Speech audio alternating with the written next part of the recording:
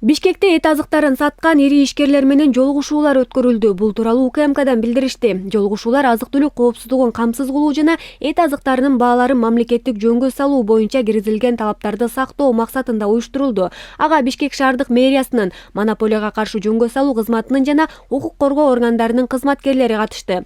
2025-жылдын 11-августунан тартып азык-түлүк коопсуздугун камсыз кылуу максатында министрлер кабинети эттин баасын мамлекеттик жөнгө салуу тартибин киргизген.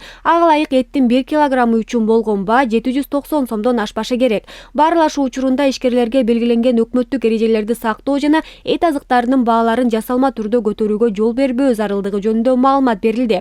Ошондой эле эт азыктарына жасалма түрдө бааларды көтөрүү жана эттин бааларын мамлекеттик жөнгө салуунун киргизилген талаптарына баш ийбеген учурлар аныкталса, мыйзамсыз иш-аракеттерге баргандарга мыйзамдарга ылайык жоопкерчиликке тартылаары өзгөчө баса белгиленди. УКМК азык-түлүк коопсуздугун камсыз кылууга жана зарыл болгон товарлардын баасынын жасалма кымбатташына жол бербөөгө багытталган тиешелүү иш-чараларды улантууда.